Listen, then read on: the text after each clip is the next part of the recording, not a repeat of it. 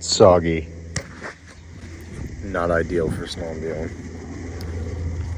Welcome back to another episode of 2ZERO7. Today we have a 2018 Pro RMK 800 that is unfortunately totaled. So we're gonna get it jacked up, torn apart, and I figured we might as well do a video on it too. So let's get started. We have some people that are interested in this area, so I'm gonna get this area torn apart first, and then just start working on getting the motor pulled out and stuff. So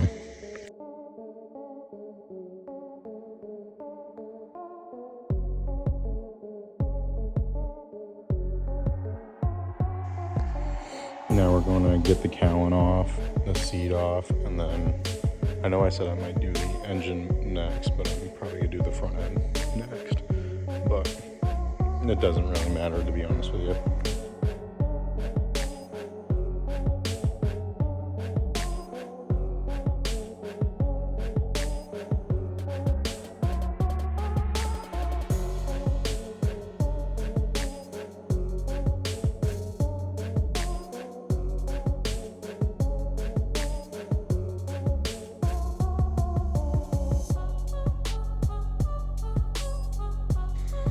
I didn't realize that tank is like almost full.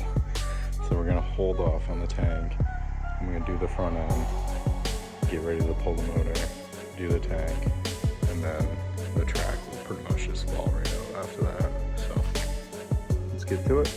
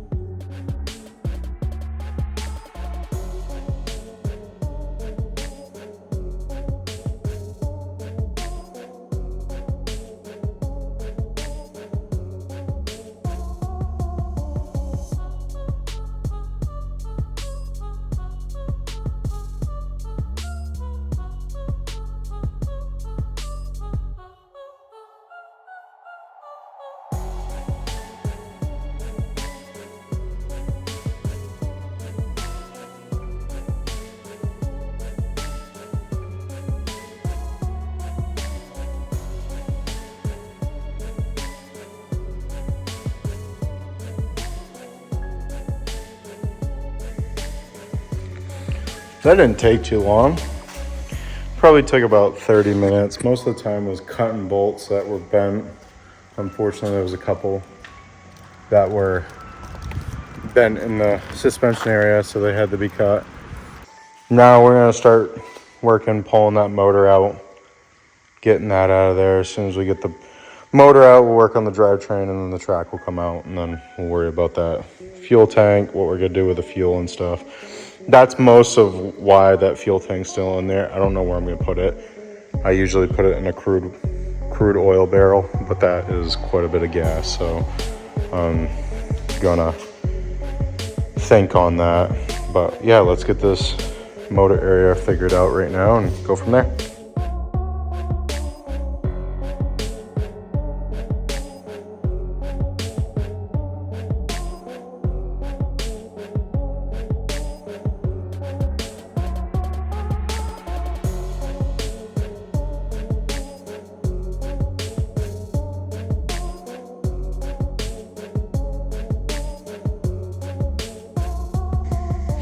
My phone died partway through that, so all I did without, that's not on video, is just finish pulling out this combustion chamber and pulling out that pesky front bumper that was in my way the whole time that I should have just pulled out originally. Now I'm going to work on the other side of this snowmobile. I'm gonna get all this crap out of the way and then start working on pulling this motor out.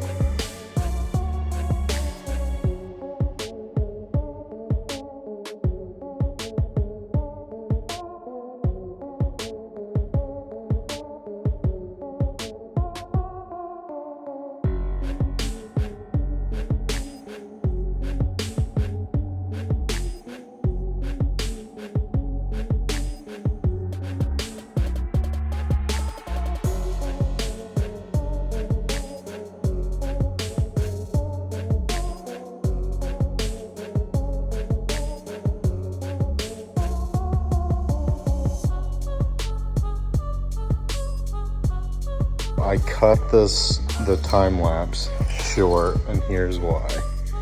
And I just got off the phone with the person that owns the sled, and we had a conversation about maybe rebuilding this sled and putting it back on the snow. Two problems. It's got high mileage on an 800. It's got 5,000 miles on this motor. And it needed about $2,000 of work to put it back on the snow. So it'd suck to put $2,000 of work into this and then pop a $2,000-3,000 motor, because that's what they're going for. I think fresh rebuilds are like $3,500. Don't quote me on that. They're expensive. But we decided to part it out, and it's a good thing because I saw this little pinhole right there and knew exactly what was wrong with it. This sled almost caught on fire, and that's the main wiring harness that connects these two halves together. So yeah, I thought that was pretty cool to share. So I'm gonna go ahead and get this clutch area situated and then start working towards draining the coolant and pulling the motor.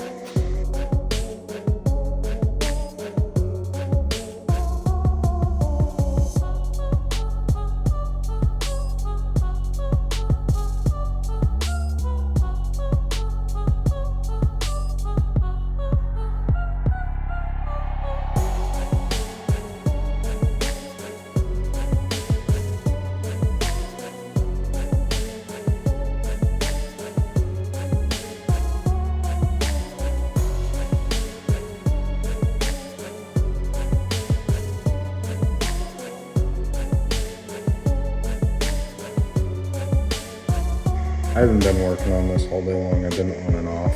I probably have like 3 hours into it now, but it's not bad. So I'm probably gonna have another 2 hours getting the motor out, getting the drivetrain unhooked, and pulling the skid out. And then the only thing that will be left is just the shell. Here's another thing that I just noticed. This is cracked. So I believe it's cracked. Yeah, it's cracked. So that's no good. Like, there's no seams on this one. I thought it was a seam at first, but it's not. It's because it's cracked right here. Oops, sorry. It's cracked right here too. So this frame bulkhead area is junk. This is also snapped, the bumper support on the bulkhead, but I'm gonna most likely get this motor out tomorrow. I don't know as if I'm gonna get it out tonight, but so far so good. It's not bad. I didn't think they were gonna be bad. Honestly, this is why I'm a huge fan of Polaris. Because you can fix them extremely fast. You can have these things torn apart completely in less than a day and back together the next day. So they're extremely simple, which I love when it comes to fixing the stuff that, we ride out in the mountains. they get broke. It's just, it is what it is. So yeah, I'm gonna call it a night. I think we got a pretty good start on this. So I'll see you guys in the morning. So it's been a couple days since the last time I worked on this thing. I'm going to start by disconnecting this, pulling up, and then disconnecting the motor and pulling up. So unfortunately my phone cut out. You didn't miss much because I don't have really that great of tools for Allen heads. So I had to use this, break it away with this, get them loose, and then use a Torx bit with a ratchet. And then one of them, I believe it's this one, with the steering post right here, you couldn't fit anything but that Allen key, so it took a lot longer than I thought it was going to be. So you guys didn't miss much. I pulled the steering out, completely out, and that's over there. And so now I'm going to start unbolting the motor and get ready to pull the motor out.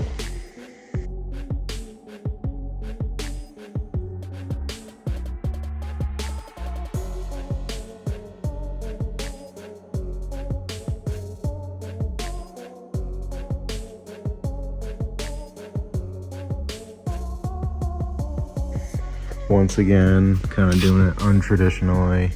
I'm using a Torx 50 because my Allen keys are either too big or too small, as you can see. And generally you want to pull the clutch off also, but my clutch puller doesn't fit.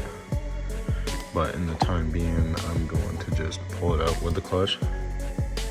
And then generally you would pull the injectors off and the intake off before you did this, but it's all coming out as one unit.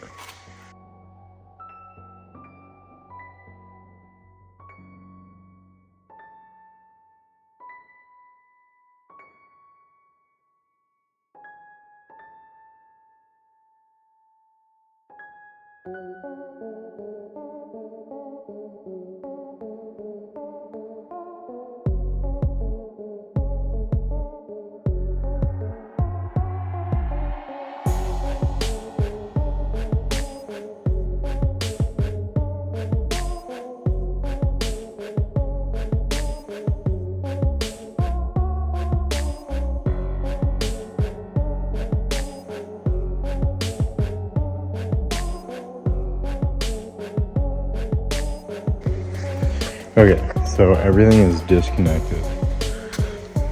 Got all the motor mounts unbolted. The reason why I'm pulling it all out as one unit is because if this sits on the shelf for a year, I can take stuff and stuff it down in here, and everything's a closed unit. There's no dust getting in anywhere. And the person that buys it might not just want the motor, he might want the injectors too, and he might want the intake, and he might want the fuel lines, or the whatever it may be, the oil pumps over there.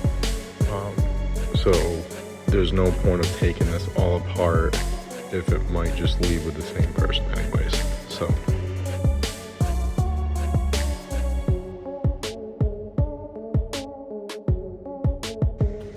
I'm going to start with tipping this on its side, draining the coolant out of the tunnel, unbolting this side, unbolting that quick drive, getting that quick drive out of here, and then dropping the track out of it. And then this is all done.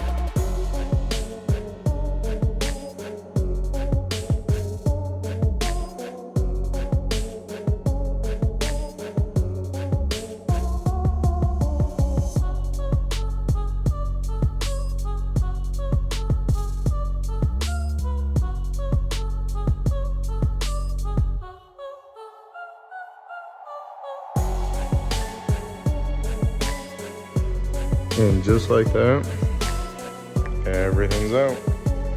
The way that I did it is not traditional. The sled's not going back together, and that's why I took it apart the way that I did.